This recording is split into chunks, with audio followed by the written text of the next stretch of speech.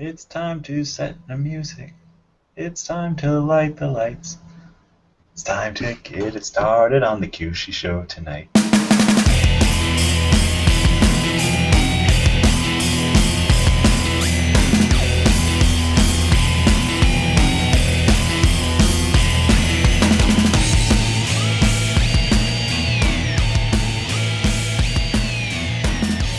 Welcome, cats and kittens, to another edition of Cewshcast.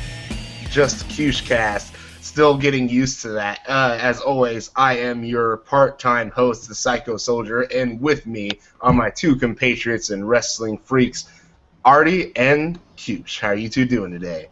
Fantastic. Heck of a day here. Just recording some podcasts. How about you guys? Who the hell are you calling a freak?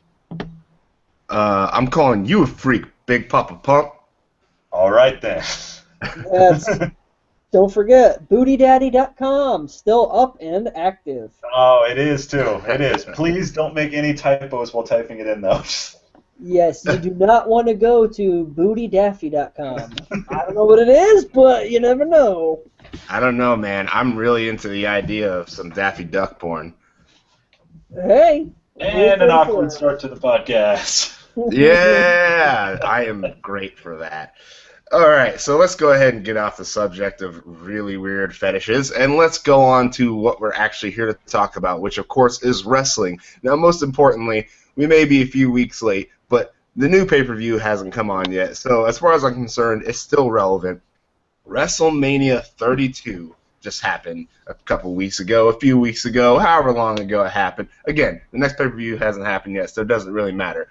And we haven't had a chance to cover it. Now, obviously, there's a few things to pull out of this as far as, like, where certain stars are going to be going and, you know, where the storylines are going to be leading, or how Raw just kind of, like, said, fuck WrestleMania, we're going to do whatever the fuck we want with the storyline direction. I don't know why I said decoration. Sorry. Still waking up. I feel like shit after going to a concert in Chicago last night. But besides the point, we are going to start off, of course, with the WrestleMania predictions. So this is kind of an interesting setup here. We were horribly wrong on quite a few of these. Yeah, we were. None of us got the Battle Royal right. We Who all won said... that? Oh, right. I think I said Henry, Artie said Wyatt, and Cewsh said Big Show. Wyatt never showed up, and Baron Corbin, quote-unquote, crushed our dreams in that match. We were all right about Team Bree winning, which there wasn't much reason for Team Lana to win. Dudley's Usos, Artie and Cewsh got the point for that. Let's see, Kalisto, Ryback. Artie thought that Ryback was actually going to win the belt. I'm sure Ryback thought he was going to win the belt too, but he did not get the point. Me and Cewsh got the point for picking Kalisto. We were all horribly wrong on the New Day beating League of Nations. God damn, I cannot talk today. And I don't know why they had the New Day lose to the League of Nations, but it wouldn't have made much difference for us because we all said New Day. We didn't get the point. Even if we got the point, it wouldn't have made much difference. The IC title ladder match. Now, Artie, I think he cheated. You know what's funny is I only picked Ryder because I just wanted to be contrarian to you two. Sure. No, you knew something. I know you did. You little spy. You I know nothing. I picked Kevin Owens thinking they weren't going to switch the title. I was horribly wrong there. Cewsh decided to go completely left field with Stardust.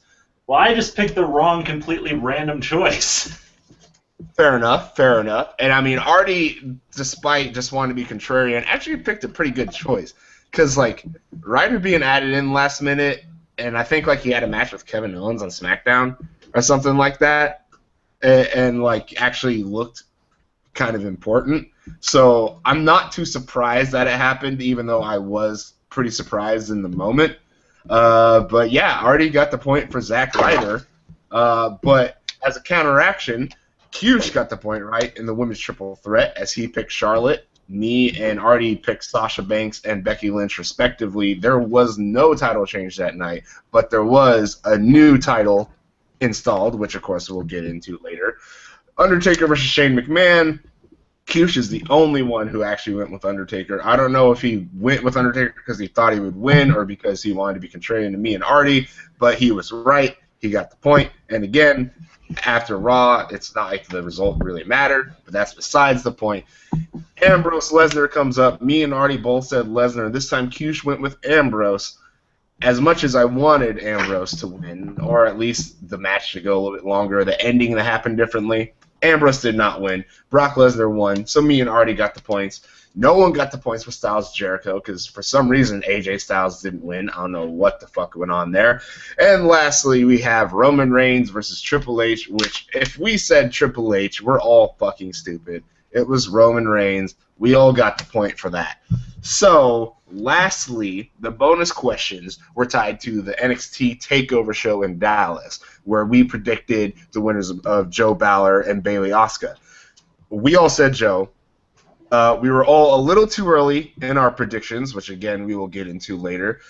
As for Bailey Asuka, me and Artie said it would be Asuka. Cewsh said it would be Bailey. Me and Artie were right, so we got the points for it. Now, the points. And your winners in order are Psycho in last with 5 points, Artie in second and first with 6 points, and Cewsh tying him in second and first with 6 points as well.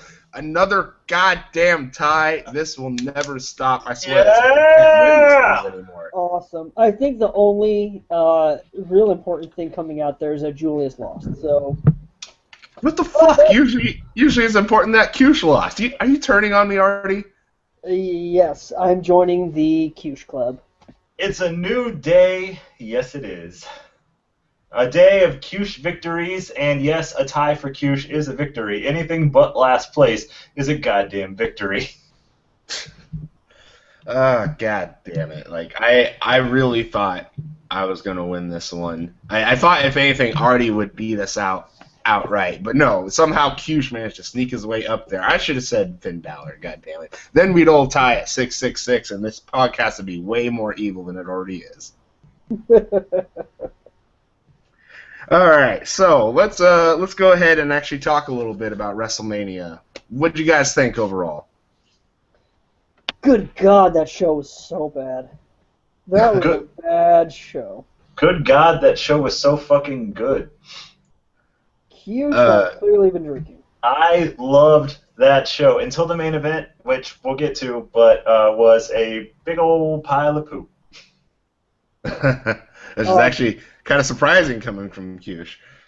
Well, none of us got points for the surprise match of the night, which was Eric Rowan versus Dwayne Johnson, and God, what a barn burner that one was. I love that shit, man. From start to finish, I love that shit. It's the best use of The Rock in 3 years. You know what? Let's get into the matches, because we can just argue the theory of WrestleMania forever, but let's get into the nitty-gritty. All right. So we're going to get into the nitty-gritty. Let's go ahead and just start off with the ladder match. Obviously, you know, like I wasn't against Ryder winning. Just for me, it was kind of a letdown. You know, as someone who still like defends Ryder and still thinks that he didn't get his fair shot when he had his chance, it's way past that now. Like, his time is way done. There was really no reason to do it, which obviously I guess the reason they did it was to get it onto The Miz, which is probably to help get Maurice back on TV and set up the Total Divas. But besides the point, I thought the match was actually pretty good. I liked it better than last year's ladder match. I felt there was a little bit more, I don't know, a little bit more substance. Like, I mean, it was still for the most part a spot fest, but just it felt kind of put together better, despite not having like the overall greater talent that I think the last one probably had. Like I said, I kind of wish Owens had kept the belt or someone else had got it, but the Ryder victory was kind of like a cool moment. I'm sure he's happy he finally got his WrestleMania moment. I love everything about this match. I thought Sami Zayn stole the show. The dive through the ladder, and then to get up and do his turnbuckle spot right after.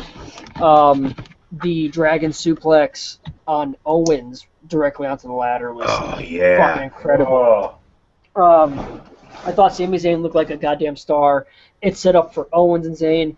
The Ryder win was a huge surprise, and then he's the perfect guy to drop it to The Miz the next night, which brought back Maurice. And then you had Cesaro return, so now you got Cesaro, Miz. Like, Ryder's not even involved in anything. Like, the guy got a WrestleMania moment. He got the pop. I don't mind anything about it. I actually like all the consequences that came out of that match. I like everything about it. That was my second favorite match of the night, but to me, it was such a good kind of way to kick off everything that came the next night. Right. And you got to remember, like, they knew that they were going with Miz, like, big time starting the next night. And they also knew that a lot of the things that were going to happen on WrestleMania night were going to be disappointing. Like, Undertaker was going to win, Roman was going to win, like, a lot of Jericho was going to win. There was going to be a lot of disappointment. So what they did was they gave Smarks a big mark-out moment right off the top to keep them invested throughout the course of the show. And it worked. I mean, people went nuts for Ryder. I didn't think that there was that much of a contingent that still gave a shit, but it was genuinely a great moment for him. Though my favorite moment of the whole thing was when he called his dad in the ring and his dad kept trying to put his goofy-ass hat on Zach. And Zach was like, no, fuck your hat. Yeah, I think overall that was one of the better matches of the night. Like I said, just pretty well put together ladder match with a fun moment at the end, depending on your opinion of the matter. So next up, I don't remember what matches happened in what order, so I'm just going to call something else out. Let's go ahead. I mean, I don't know if there's really anything to say about the match, but what do you guys think of the choice of having Baron Corbin win the Battle Royal? I love it, man. I thought it was a good debut for the guy. I think it immediately established him as, like, a guy to be watched. I thought it was cool that, like, the Andre Trophy kind of... It's like, okay, we're going to use this as a vehicle to get someone over like they tried with Cesaro 2 years ago. My biggest gripe about all of it was, like, why the fuck was Tatanka there? There's no explanation, too. They just stuck a bunch of legends in for no reason. Dude, like, halfway through the match, is just like, wait, is Tatanka in there? And then the announcers noticed after I did. I mean, I was super fucking psyched. Anytime you want to put Tatanka in a ring, you know I'm there for that. To be fair, like, the first thing that came in my mind is, like, Cewsh has got to be so fucking stoked right now. Well, I was, like, Big Show moved his fat ass out of the way, and I was like, Tatanka, what? I was just so confused. Like, why Tatanka and why not X-Pac? Why hasn't X-Pac wrestled in a WWE ring? I mean, I would love that. He's got to be in the best shape of the people left. Right? Like, of the Attitude Era guys, X-Pac's the only one who's kind of still, like, glued together. Because he's the one who never stopped working. Like, get him and Jerry Lynn in there taking bumps. Damn.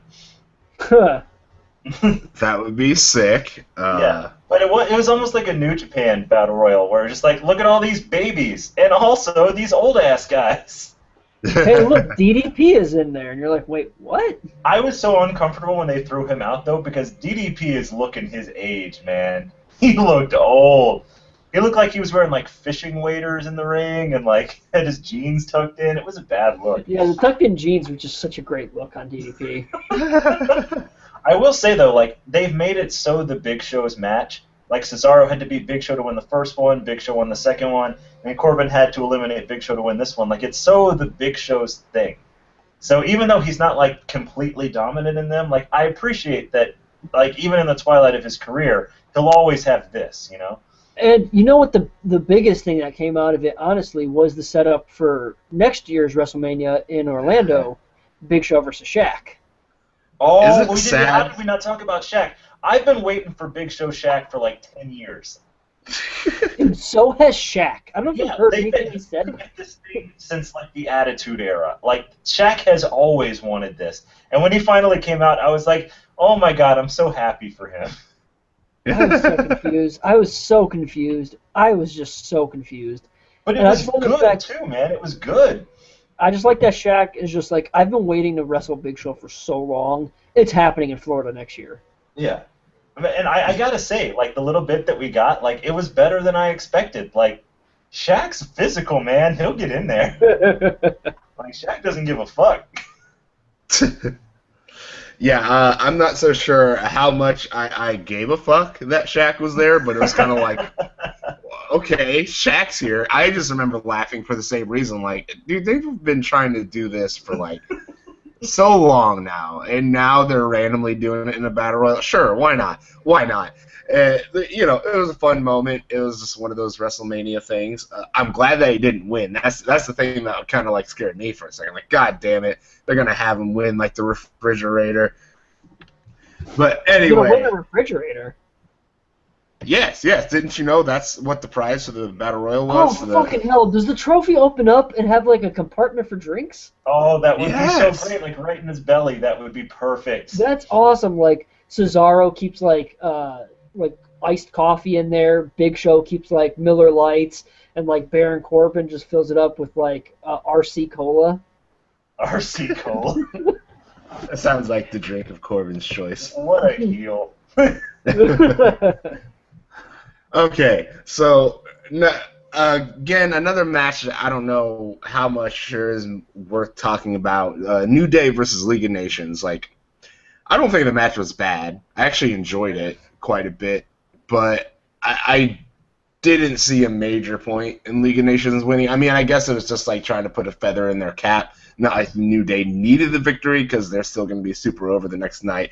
But what I do want to talk about is that goddamn entrance. When they first off, the big box of cereal was like, oh, they're gonna come out of the box of cereal. That's funny, haha. You know, I liked it. I got a kick out of it. And then out of nowhere, they pop out of this cereal box in fucking Saiyan armor. Just like, what the fuck is happening here? At WrestleMania 31.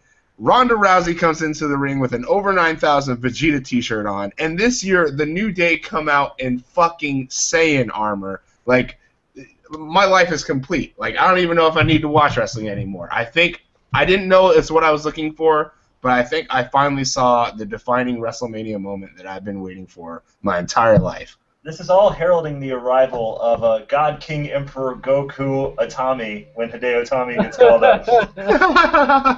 Honestly, though, like, next year, I think Nakamura needs to come out in something Dragon Ball Z. Like, he should just come out in the Goku outfit, you know? Yes. Yeah, the match itself, like, that could have honestly been any 7 people mucking about. Like, that was so stupid. But the entrance was so cool. The Bootio box, the Saiyan armor, Woods' hair, everything about it was great. Yeah, and then the follow-up with, like, the legends coming out, like, first of all, Shawn Michaels, like, looked fucking amazing. Yeah, he did look in great shape. Shawn looked great. Austin, you know, he didn't even need to be in gear. I just wish Austin had worn the vest. Like, he should have just had a vest on, you know? Right. Like a you know, Dallas, Texas vest or something. And Foley looks good too, man. Foley, 50 pounds. They lost 50 pounds on DDP Yoga. Like, that's why I want DDP to go in the Hall of Fame. Dude deserves it. Like, he's saving lives. I don't think that, like, Foley was the right choice because it seemed like they were going, like, all Texas boys. Mm-hmm. Like, why not? I mean, JBL was sitting right there, right? Mm-hmm. Or, like, Booker T was at the desk. Like, they had other Texas legends. Why not all Texas dudes, you know? Yeah, honestly, why couldn't they just get Kerry Von Erich to come out? Or Kevin Von Erich, sorry. Kerry. I'm about to say, dude. Yeah. No, I mean, like, why not just get Crazy Kevin to come out and just, like, you know, like, wander out there, not know where he is, just be like, huh? Yeah, why not Lacey Von Erich? I mean, why not? Yeah. Fun. I do want to say, like, I actually thought, and like my prediction kind of reflected it, I thought this was a tag title match. Like, the whole build-up to this match, I thought it was a tag title match. That's why I made the prediction that I did. Otherwise, I would have picked the League of Nations. Yeah, I thought it was weird that they didn't. I mean, they probably didn't because they wanted the League of Nations to win for whatever reason. But, like, I don't see why it couldn't have been a tag title match. You know, like, the build-up was perfectly set up for it. But at no point did they actually say, this is for the tag titles, I'm pretty sure. Which is just, I don't know.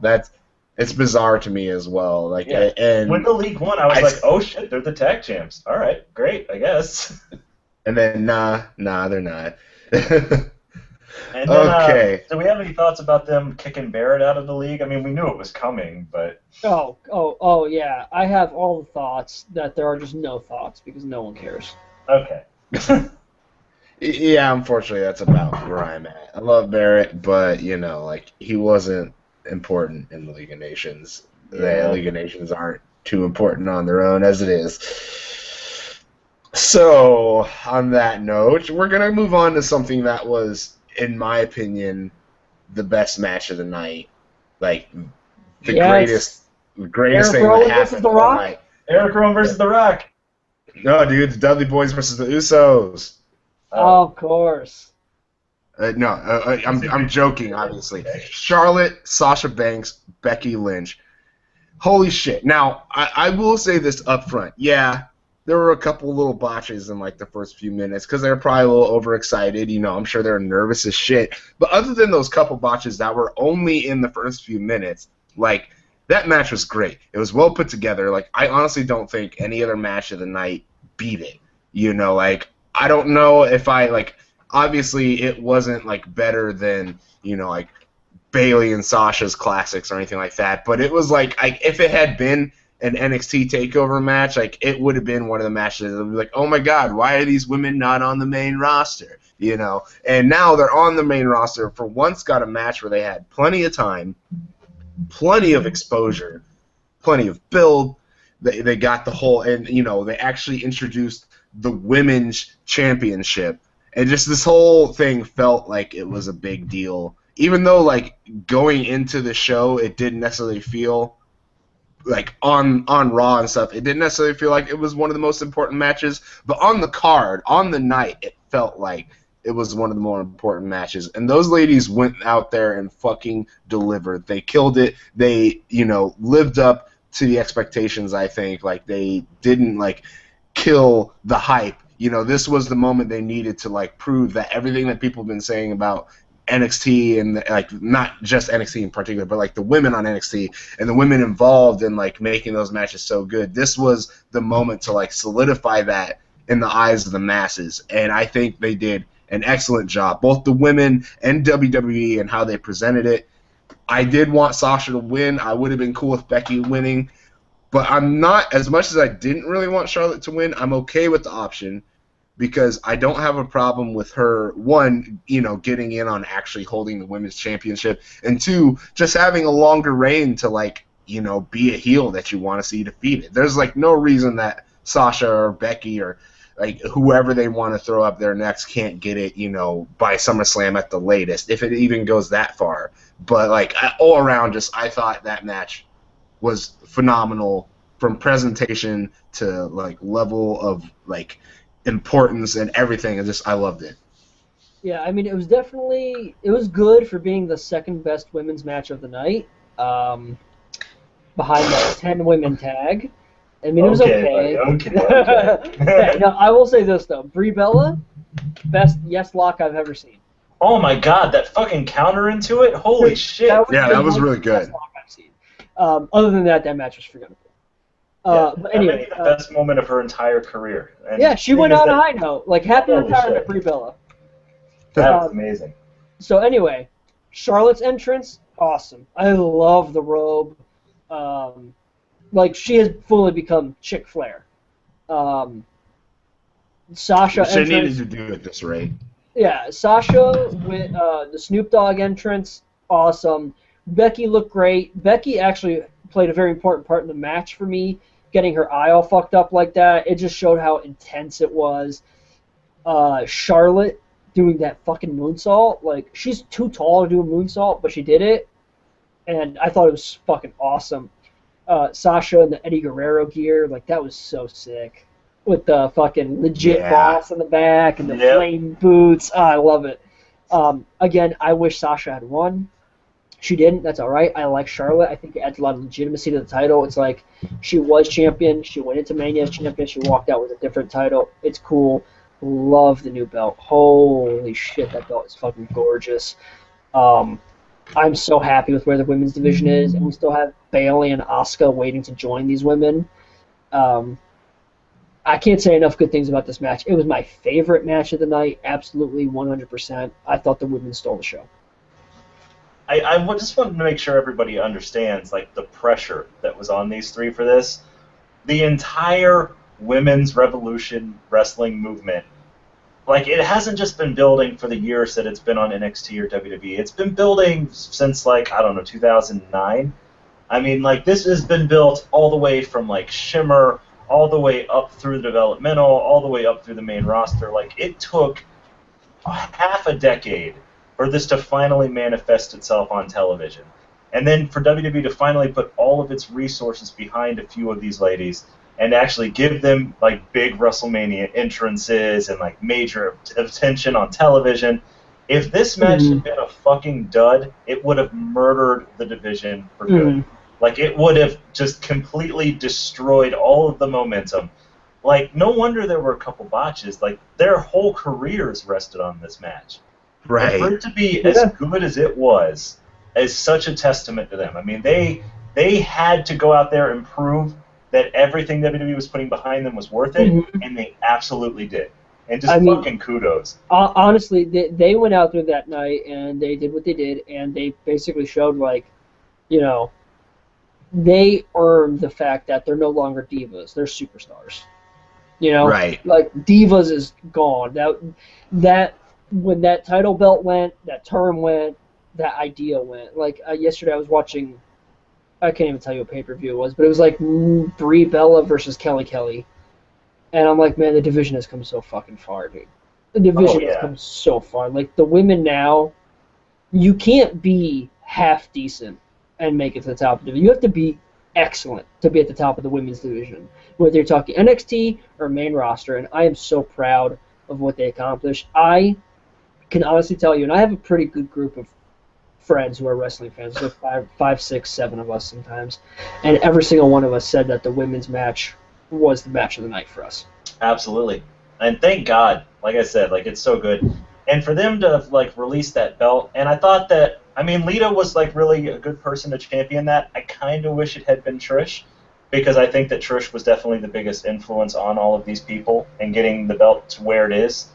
But, you know, whatever, that's quibbling. It was still great to see Lita out there, like, introducing the belt, making a huge deal out of it. I do think Charlotte was the right winner. I mean, Sasha was awesome, but having Charlotte, like, the legacy of that and, like, have her be able to rub it in everyone's face the next night, like, it was great. It sets up everything.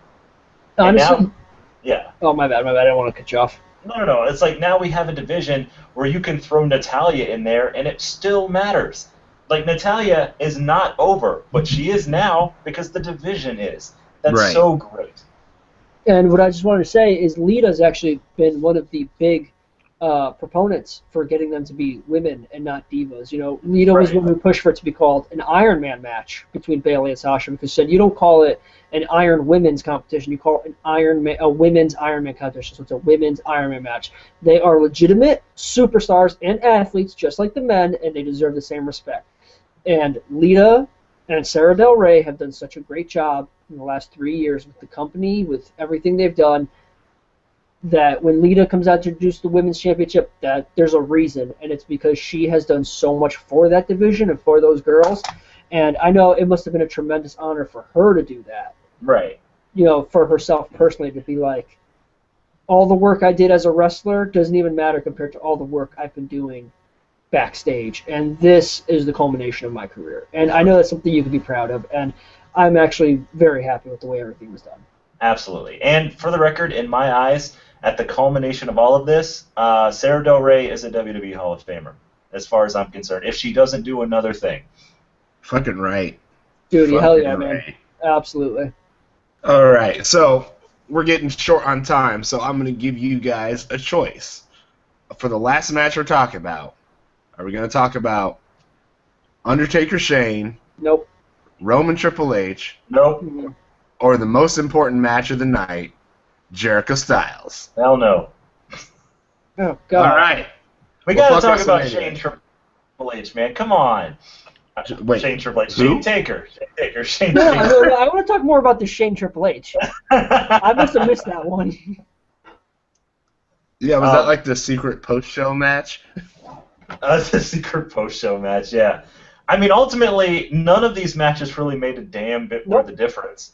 I mean, Jericho Styles, like, all it did was kind of launch Jericho back into relevance, which apparently he still gets to be important now, which is fine, because he's been doing the best work of his last decade of his work, so that's fine. Triple H versus Roman Reigns was exactly what we expected to be, except more boring. And but Shane Taker, man, did you guys actually not like that match? No, I like that match. Didn't care for it. Look, dude, like, I don't even know how to respond to that. Like, I was over the fucking moon for that match. I was marking, I was jumping up and down, like, it was amazing. And I have never had my heart in my throat like I did when Shane looked up at the top of the cage. Like, I knew he was gonna do it. I knew it in my brain that he was gonna jump. But like when he looked up there and it became real and he was standing up there, I was like, I've never watching wrestling been so like no no no no no no no no no no no. I'll explain my stance. Twofold. First, this match neutered Brock and Dean because Brock and Dean could no longer do anything to play up the David versus Goliath, Monster versus the Little Guy, because they wanted to give that effect to Shane and Undertaker. And then Shane and Undertaker the entire time felt like we're building this entire match to one spot. But like Shane's punches looked awful, Taker looked slow, and the whole match revolved around that one spot, but then the spot didn't even matter because Undertaker won, and then the fallout doesn't matter because Shane runs Raw anyway. It's just, it felt like such a la la la la la la. Like, I wasn't into it, I didn't feel it, and I thought it just ruined another match that could have been the match of the night. So I'm not about that Shane Taker match. Now, see, it's important to me to note that, like, I never thought Lesnar Ambrose was going to be match of the night.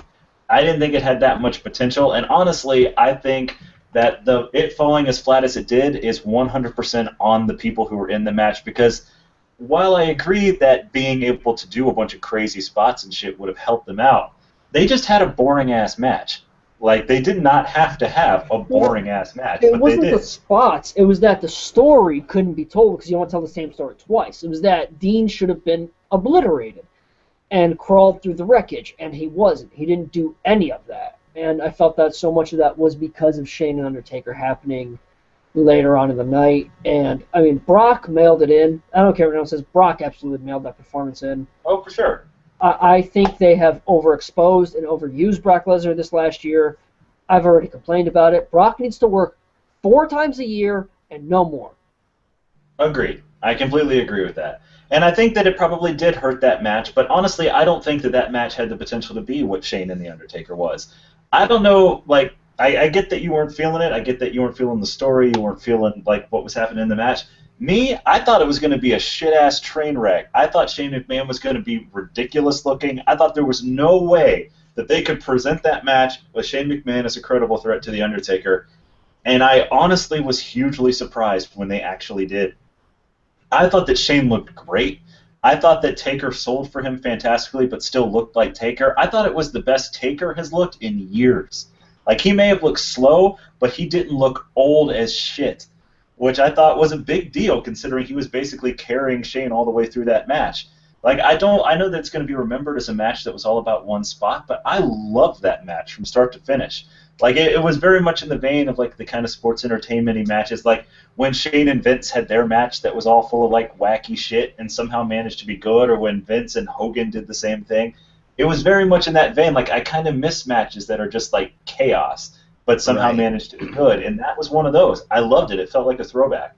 Well, okay, so yesterday I went to work about an hour late because in the morning I had to go visit my optometrist and get my eyes checked out. So, Cewsh, I'm going to give you his number so you can go get your eyes checked out, watch that match again, and tell me it was good because I think you're crazy.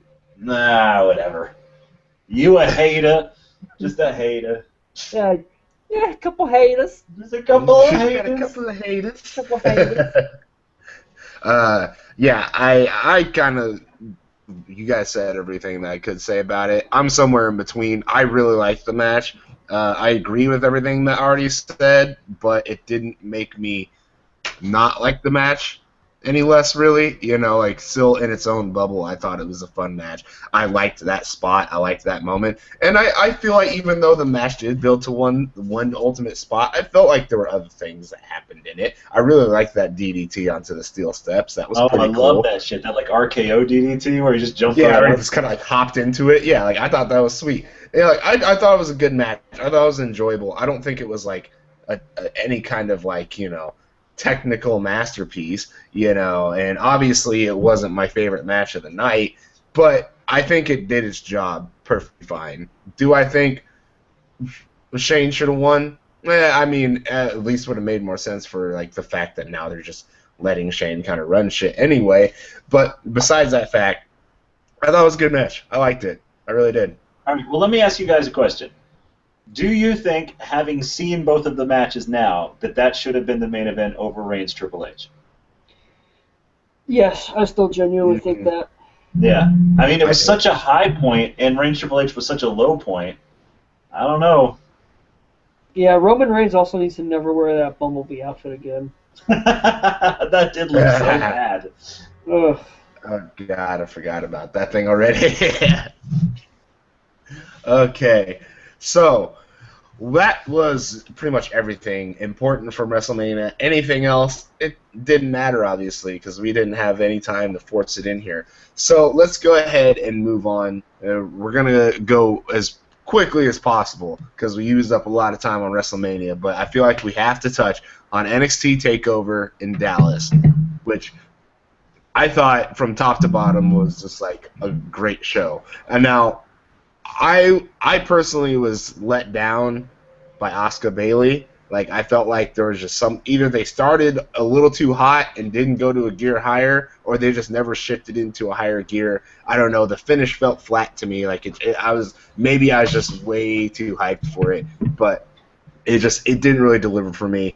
And Joe Balor, I loved the fucking start, and I liked, like, you know, the refs, like, keeping Joe away because of the blood and stuff. Like, I thought, like, that was all done well, but it felt like it ended too quick, and I felt like Finn was really repetitive in that match, which, like, just kind of took me out of it. But I don't know if any of that matters, because the first half of the show was pretty fucking awesome, and fucking Nakamura Zayn was so goddamn good. Dude. Like one of the best matches. Like, I think in WWE so far, like, that probably is my match of the year, or at least it's very, very, very fucking close. I don't know if I'd say it was my overall match of the year of, like, all the companies, but yeah, like, in general, it doesn't matter whether it was the match of the year or not. This match was so fucking good. It was, like, the perfect debut for Nakamura. He came in, and just, like, that moment where he's, like, standing in the ring across from Zayn, and he just kind of looks at the crowd with that smirk on his face. They're just like, oh my god, it's fucking on. And, like, Zayn looked great, too. That's the thing, is, like, Zayn actually looked really good in that match. He looked like he could actually hang with Nakamura, which I wasn't. I mean, not that I was expecting him to, like, get trounced or anything. I just wasn't expecting him to, like, kind of, like, play that tough role, which he did. And just, like, there's so much I could go on about that match. It was so good. It was an excellent debut for Nakamura. And if nothing else on that show was worth it, that one moment made it worth it. I loved the card top to bottom. I thought the tag match was incredible and really good. Easily the most underrated match of the night. I thought I'll go so far as to say it was my favorite match of the night over Nakamura Zayn, and I loved Nakamura Zayn. Hey man, I'm like really close. I thought, first of all, Dash and Dawson, the Revival, I think they're such an underrated tag team. So they're great. Absolutely. Dude, they are such good heels.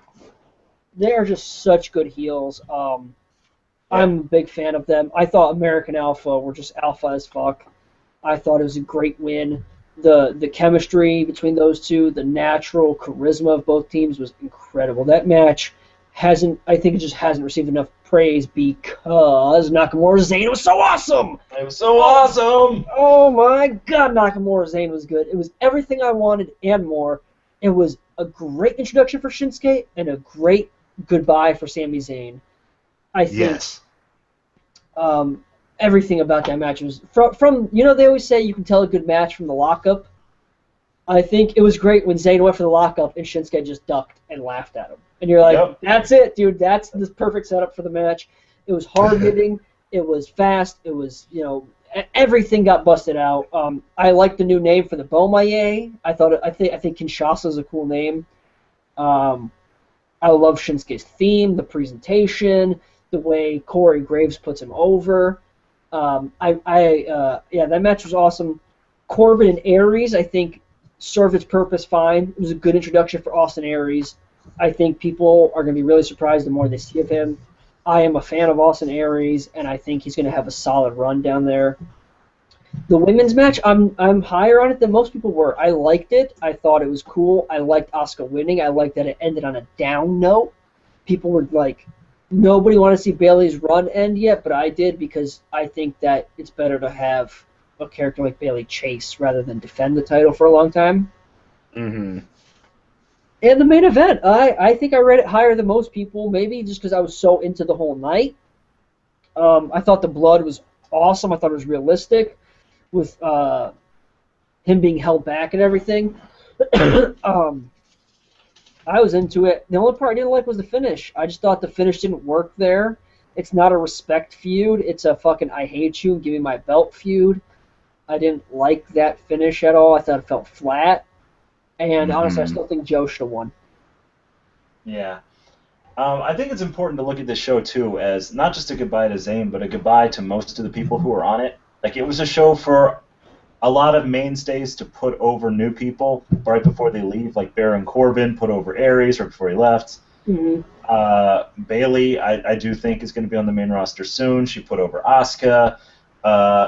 Finn Balor, I mean, there's rumors swirling, and I mean, now Joe is the champion. So, I mean, obviously, Finn was eventually going to be putting him over, too, before Finn probably got his call up.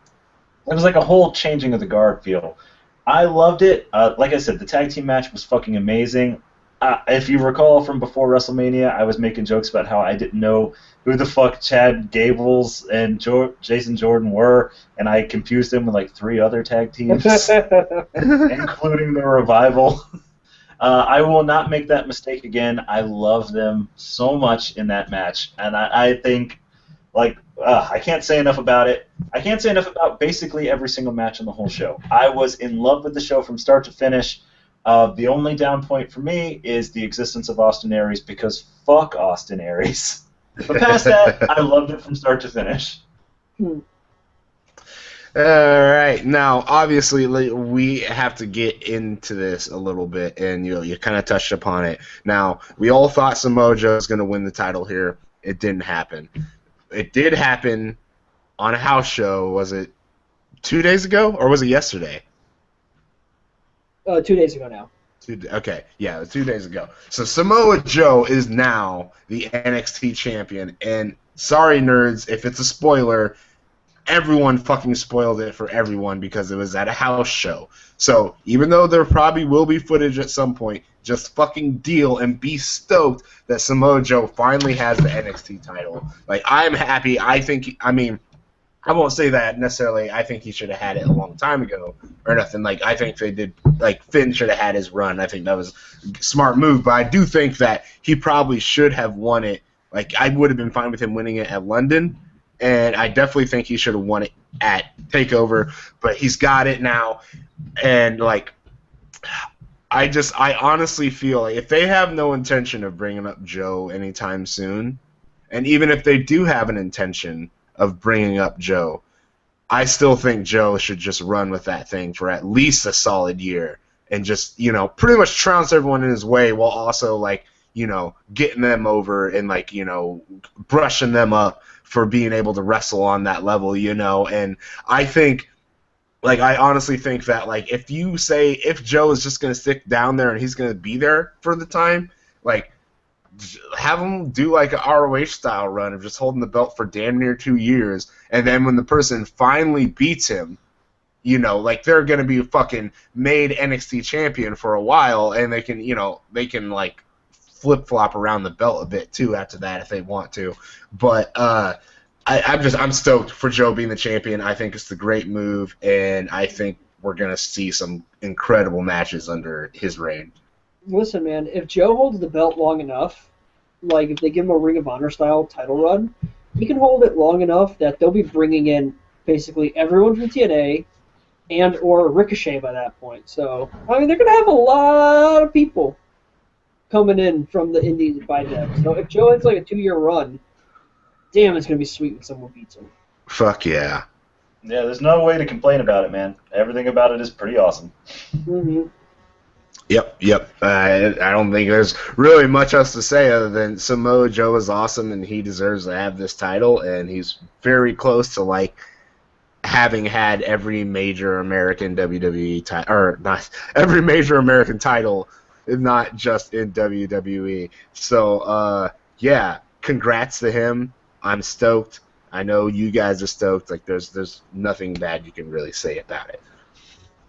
That pretty much covers everything. We talked about the women's division. We were going to do a segment, but like we basically talked about it during the match. And, you know, AJ Styles is #1 contender right now, and that's pretty awesome. There's some cool things going on there, but we don't have time to talk about it. We got to cut this short, otherwise we're going to be here for 3 hours. So we're going to go ahead and cut to the end of the show, which of course means before we go, we got to give you some questions, but you can't get 5 because that's way too much, man.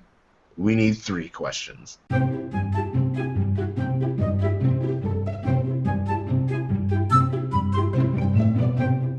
All right, boys and girls, this is my segment of the show and your segment of the show. This is where you sent in your questions from Twitter, Facebook, Tumblr, Raja.com, CewshReviews@gmail.com, and CewshReviews, not Blogspot, just CewshReviews.com, motherfuckers. And you sent in your questions to Artie, Julius, and I, and we're going to answer them for you right here. So let's get right into it. The first question is from Nitro Bizoy. Yeah, that's a name. What is your favorite unloved WrestleMania match? My favorite unloved WrestleMania match? Like a match that nobody else ever talks about. I feel like I already know Julius's answer. Are you like the biggest mark for like S.A. Rios versus... No, it was Taka Michinoku versus what? Oh, no, that's Taka Michinoku, Brian Christopher. But yeah, that one happened at WrestleMania. So. Okay, I guess I'm going to go with X-Pac versus Shane McMahon European title, the Triple H heel turn. Such a big moment that like everyone forgets about. It like set up this company for the next 17 years. It really did. No one talks about it. I used to have these like videotapes called like WWF like Apocalypse or something like that just like spliced together footage from shows to like music videos. Does anybody remember that shit?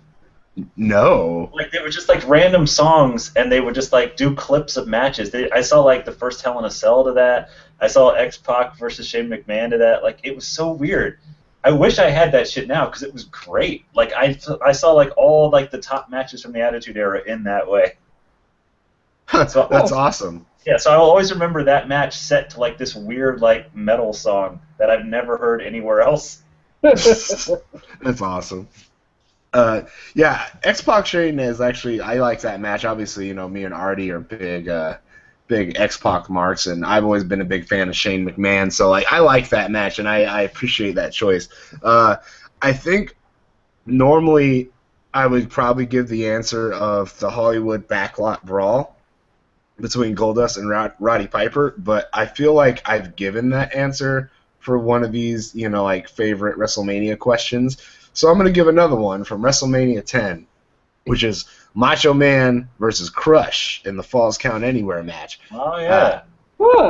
I think that's a good match. Like, it's nothing spectacular, but, like, it's a fun match. Like, in fact, like that's what that whole card is. WrestleMania 10 is just a really fun, solid card with a lot of matchups that you think wouldn't really be that good, but it's actually a really good show. Like, I love that show, and that match to me is just kind of like the epitome of, you know, you're not expecting shit from it, but somehow they deliver and you like it, and that's how it worked for me. Yeah, those are both great matches. Mine personally, WrestleMania 9, the only good match from it, Tatanka versus Shawn Michaels. The best Tatanka match, Arguably the best Shawn Michaels match. Maybe the best WrestleMania match? I don't know. I'm just putting that out there. It was pretty good. Of course he would pick the Tonka match. Okay. Before you guys can refute that too much, let's move on to question number 2. This one is from King Troy 3 on Twitter, and he wants to know, which of you, meaning us, would be the best wrestler? Well, Artie would be the flippy one, that's for sure. I'd definitely be the flippy guy. I feel like Cewsh would be a manager, and, I guess Julius might be the big brawler, maybe like Bruiser Brody kind of style guy. Hell yeah. Oh, dude, I'd be kicking everyone's ass. I don't know, man.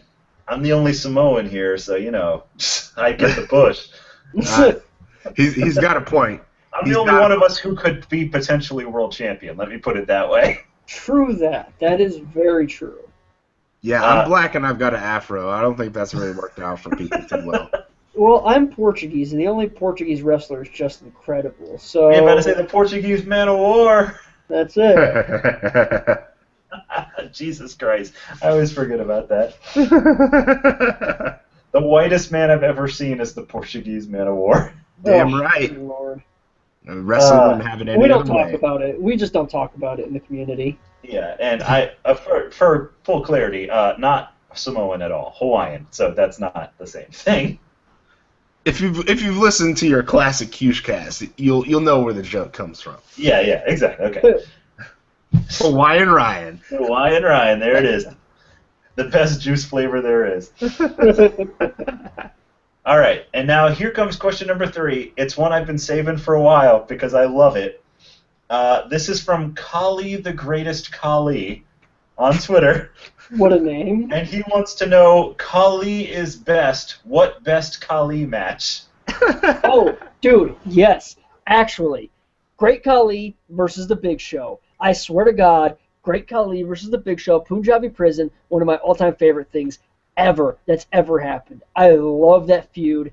I love those two together. Dude, that's not even the best Punjabi Prison match. It's got to be Khali versus Batista Punjabi Prison. Yes, and I know that, but I was enamored with that feud. Like when Khali was just like, "Hey, here, Big Show, here's a goat," and it was like, "That's the best thing that happened."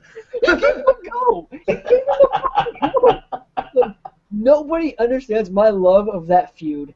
That feud was so, and that was Big Show coming off the Floyd Mayweather feud. So Big Show was coming off the highest profile match of his career, and then 2 weeks later, he's dancing with Khali on SmackDown and exchanging goats. Oh my God. See, now, I don't know if I can properly answer this because the height of Khali's career is when I wasn't watching wrestling. So all of his actually those few quality matches that he has are all during that period of time. So I can't give an actual answer, but I will say that there was one point where I thought that Cody Rhodes was one of the only people who could pull a good TV match out of Great Khali. He did have a couple. I will say right now, I'll give my homework in advance. If you were someone who wasn't watching very much at the time, if you were someone who avoided the match because of how bad it sounded, go watch Batista versus Great Khali Punjabi Prison right now. It is legitimately the best match of both of their careers. It doesn't make any fucking sense how a gimmick match that produced no other good matches and two guys who were shitty and slow somehow produced an exciting, death-defying, spot fest inside of a bamboo cage. It doesn't make sense. I will also say Great Khali versus John Cena. Also very good. Also very good. And one of my favorite matches that everyone forgets about, Great Khali versus Kane versus Big Show versus Big Daddy V, the Monster Mash match, something like that, on ECW, 1 year on Halloween. It is the weirdest match I've ever heard of. Or maybe it wasn't Big Show in there. Maybe it was Mark Henry. It was some combination of just really big, really slow guys. Only through 8 years of therapy have I managed to forget it, so thank you for undoing all of that work. You're going to have Cewsh have a nervous breakdown over here. All right, and I believe that brings us to the end of the question segment, which of course means it's the end of the show. Cewsh already gave you some homework. Artie, do you have any homework for these fine people? Absolutely. My homework is to go watch the timeline of Great Khali's career. Okay. Go watch the time he beat The Undertaker with a foot on his chest. Yeah. Go watch the time he won a Battle Royal to win the title, or the time he squashed Rey Mysterio 34 times while Rey Mysterio was champion. As for my homework, try to send me the best repeating GIF that will make me puke from laughter. I will record the laugh puke if you can actually do it. You know what to do. Tweet me at @Psycho if you want to see that happen. Oh man, I'm gonna be sending you Gunner headbutting the turnbuckles. All right, so that is all for the show this week, ladies and gentlemen. Thank you very much for joining us. It was, WrestleMania was WrestleMania. If you're a mere Cewsh, you generally liked it. If you're Artie, you generally hated it. I feel like that's usually how these things go. I guess I flip-flop from side to side, but regardless, we're done talking about the wrestling. As always, if you want to get a hold of us, you can get a hold of us on Twitter, Cewsh, the man with the namesake, @CewshReviews. Of course, Artie DN with an @ in front of it is his Twitter handle. And, of course, me, your host right now, @Psycho. Thank you, cats and kittens, for joining us. And as always, stay classy. Don't smoke any of that crap.